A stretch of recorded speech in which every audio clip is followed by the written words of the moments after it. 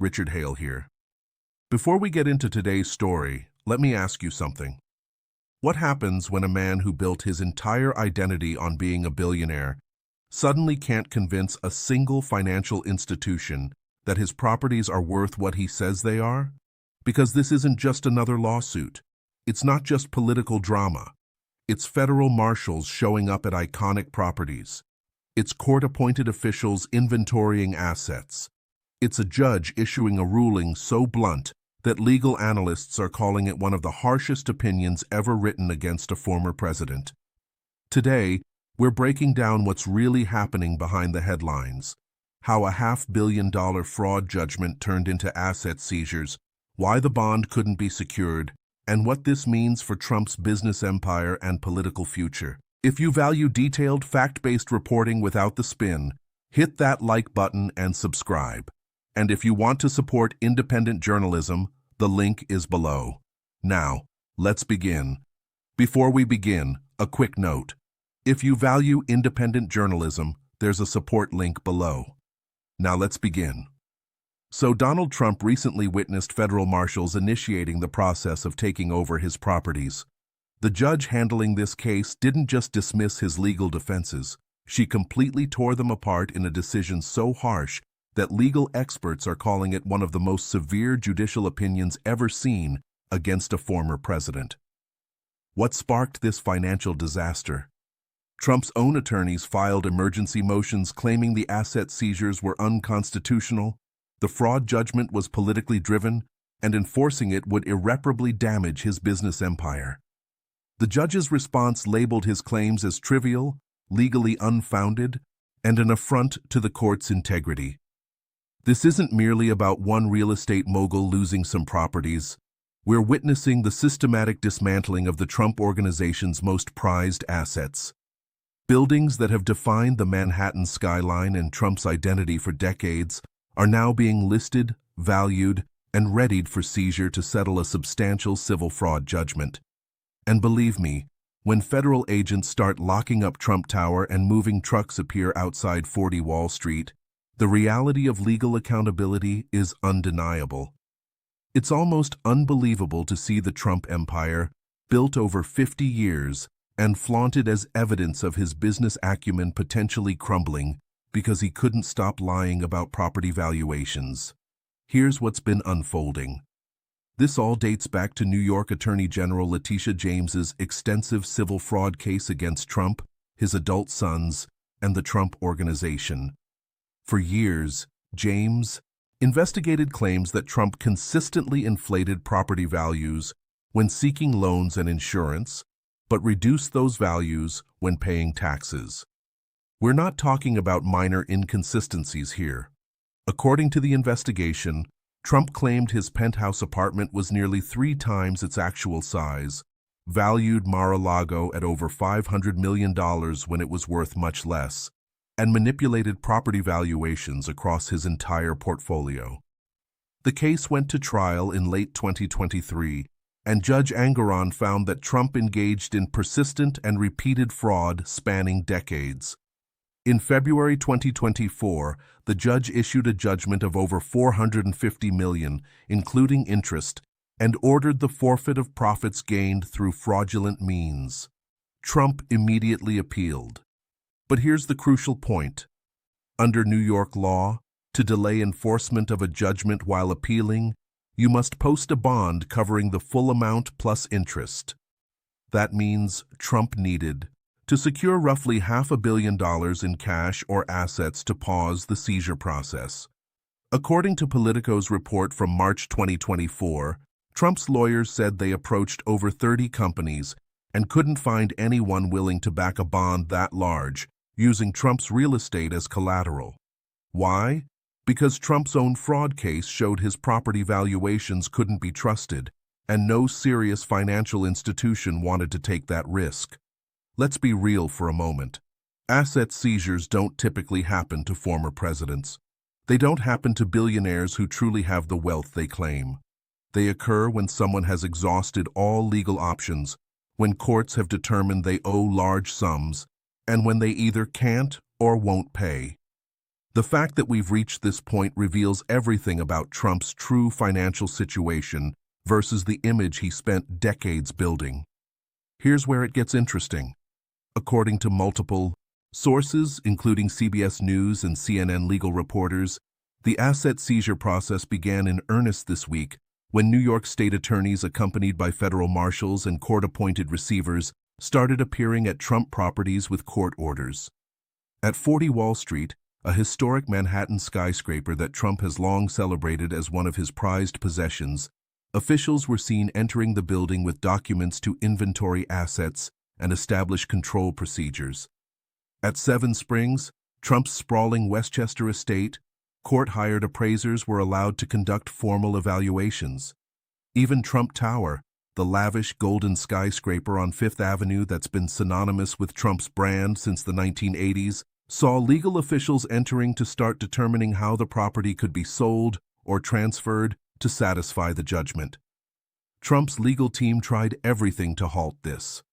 They filed emergency motions arguing that seizing properties would cause irreparable harm, not just to Trump, but to the tenants, businesses, and employees who occupy these buildings. They claimed the entire process was politically motivated, that Letitia James ran for office, promising to target Trump, and was now fulfilling that political vendetta. They even argued that enforcing the judgment before the appeals process was complete violated Trump's due process rights. According to NBC News, Trump's lawyers painted a chaotic picture, suggesting that forced asset sales would plummet property values, harm innocent parties, and amount to an unconstitutional taking. The judge wasn't having any of it. In a written ruling issued this week that legal analysts describe as absolutely devastating, Judge Engoron addressed each of Trump's arguments and systematically dismantled them. According to CNN's legal analyst Jeffrey Toobin, the judge's language was unusually blunt for a judicial ruling. She noted that Trump was found liable for fraud after a lengthy trial with ample opportunity to defend himself. She pointed out that the judgment wasn't a surprise, but rather the predictable outcome of behavior the court had already found to be persistent, egregious, and deliberate. The judge specifically addressed Trump's claims of irreparable harm, noting that the harm was entirely self-inflicted. If Trump didn't want his assets seized, he could have either not committed fraud in the first place or posted the required bond to delay enforcement. His inability to secure a bond wasn't the court's problem, but the ruling got even more pointed. The judge addressed the political motivation argument directly. She wrote that Trump's suggestion that the entire New York justice system, from the Attorney General to the courts, was engaged in some coordinated political persecution, was not only unsupported by evidence, but insulting to the integrity of the judicial process. She noted that Trump had received every procedural protection, that the evidence of fraud was overwhelming, and that pretending this was political rather than legal was exactly the kind of bad faith argument the court had come to expect from Trump's legal team. According to MSNBC's legal correspondent, the judge essentially accused Trump of trying to weaponize the appeals process using procedural motions not to seek justice, but to delay accountability indefinitely. Now, this isn't the first time we've seen Trump try to delay, deny, and deflect when facing serious legal consequences. This pattern of fighting every step, claiming persecution, and refusing to accept court authority has repeated throughout his legal troubles. Just consider how Trump handled the classified documents case. For months, he claimed the documents were his, that he declassified everything with his mind, that the National Archives had no right to them. He fought the subpoena, ignored court orders, and forced the FBI to execute a search warrant. Even after being indicted, he claimed it was all a political witch hunt, that former presidents could keep whatever documents they wanted. It took criminal charges and the risk of prison time before the argument shifted from "I did nothing wrong" to maybe what I did wasn't technically legal, but everyone does it. Snorts.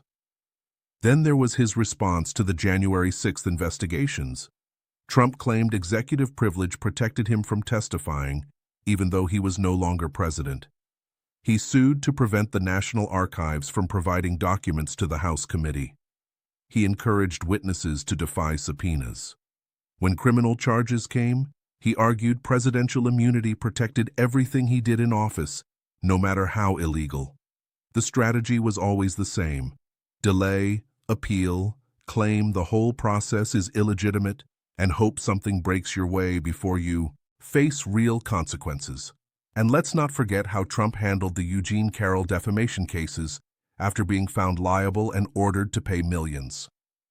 Trump went right back on social media and defamed Carroll again, triggering another lawsuit and another massive judgment. When the court ordered him to post bond pending appeal, he fought that too, claiming it was excessive, politically motivated, and unfair. The pattern was identical: commit the act, deny everything, attack the victim in the process, lose in court, claim persecution, refuse to pay, and force every possible procedural fight. Even in his business dealings before politics, Trump was notorious for this exact behavior. Contractors who worked on his properties would finish the job, submit their invoices, and then get lowball settlement offers or outright refusals to pay. When they sued, Trump's army of lawyers would drag cases out for years, burying smaller companies in legal fees, until they settled for pennies on the dollar or gave up entirely. The strategy was always to make fighting him more expensive than just taking the loss. Now that Trump is dealing with government prosecutors and attorneys general with unlimited resources, that strategy doesn't work anymore, and he's discovering what it's like when the other side can't be bullied into submission. So, what exactly did the judge say that makes this ruling so devastating? Let's break down the key sections that have legal experts stunned. According to reporters who reviewed the full opinion, the judge's demolition of Trump's claims came in three main sections. First, she addressed the irreparable harm argument. Trump's lawyers claimed that forcing asset sales before the appeal was decided would cause damage that couldn't be undone if Trump eventually won his appeal. The judge noted that New York's bond requirement exists specifically to balance these interests. If Trump believed his appeal had merit, he could protect his assets by posting bond. His failure to do so wasn't evidence that the requirement was unfair, but rather evidence that financial institutions that assess risk for a living didn't believe Trump's assets were worth what he claimed or that his appeal was likely to succeed. Now here's the kicker. The judge pointed out the profound irony in Trump's position. He was found liable for fraud because he systematically overvalued his assets to banks and insurers.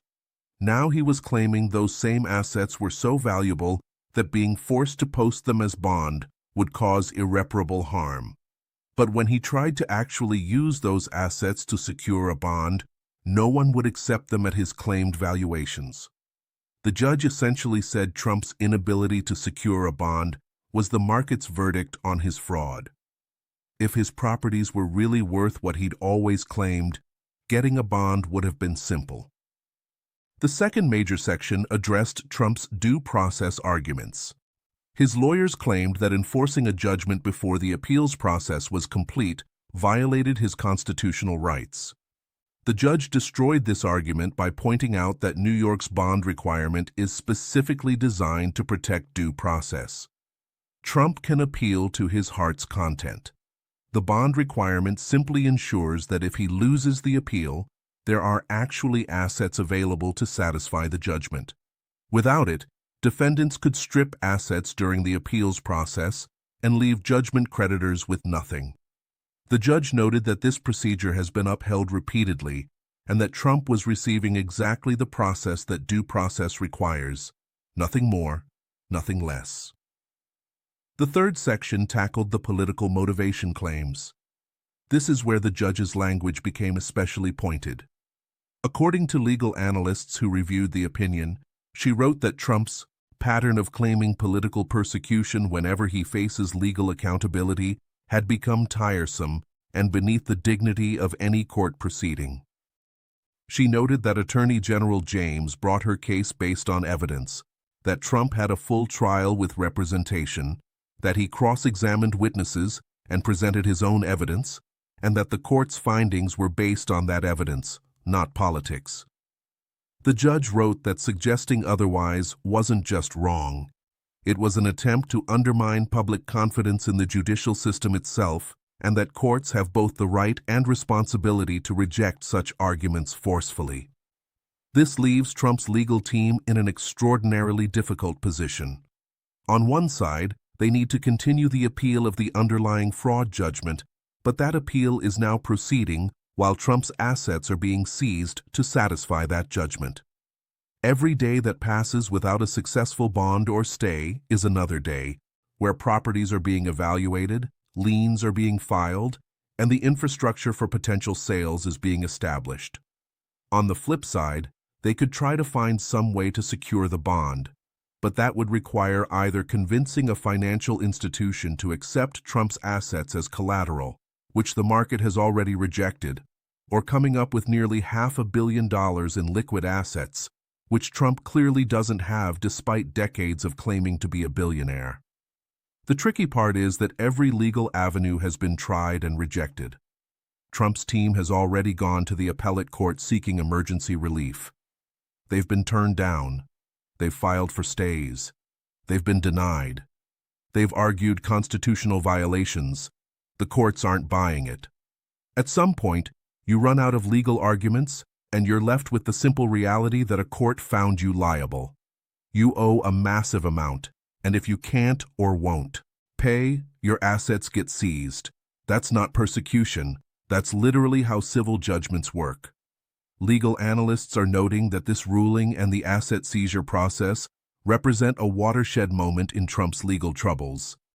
Andrew Weissmann, former FBI general counsel and a veteran of numerous high-profile prosecutions, went on MSNBC and made a statement that really should catch everyone's attention. He said, "This is the moment when Trump's entire persona as a brilliant businessman and billionaire collides with legal reality.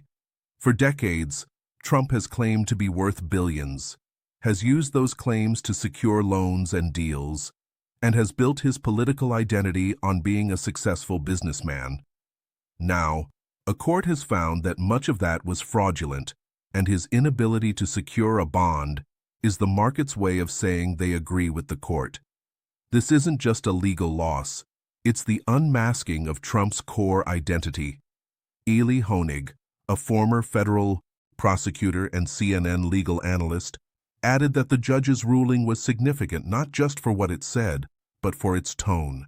He explained that judges typically bend over backwards to appear neutral and give defendants every benefit of the doubt in their written opinions, especially when those defendants are politically prominent. For a judge to use language as pointed as this ruling contained, to specifically call out a defendant's arguments as bad faith and insulting to the court, indicates a level of frustration and disrespect that's rare in judicial opinions. It suggests the court has concluded that Trump isn't a good faith litigant, but rather someone who views the legal system as just another arena for manipulation and delay. Even Jonathan Turley, the George Washington University law professor, who has frequently defended Trump's legal positions and appeared as a witness for Republicans in Trump's first impeachment, acknowledged that this ruling was legally sound. He told Fox News that while he understood Trump's political arguments about the case being motivated by bias, the legal arguments his team was making about bond requirements and asset seizures simply didn't hold water. Turley noted that New York's procedures are well established, have been upheld many times, and are applied to all defendants, regardless of politics. Trump was seeking special treatment, not equal treatment, and courts were right to reject that. So, let's break down what this could mean, because it's not just a captivating legal story. It has serious consequences for Trump's business empire, his political future, and the broader question of accountability. First up is the immediate financial impact. If the asset seizure process continues, Trump could lose some of his most valuable and iconic properties: 40 Wall Street, 7 Springs, Potentially even portions of Trump Tower could be seized and sold to satisfy the judgment. These aren't just financial assets. They're core components of Trump's brand and identity. Losing them doesn't just cost money. It destroys the image Trump has spent 50 years building. Beyond the immediate properties, there's the cascade effect on Trump's other business interests. According to financial analysts who spoke to Bloomberg, many of Trump's properties operate on significant debt.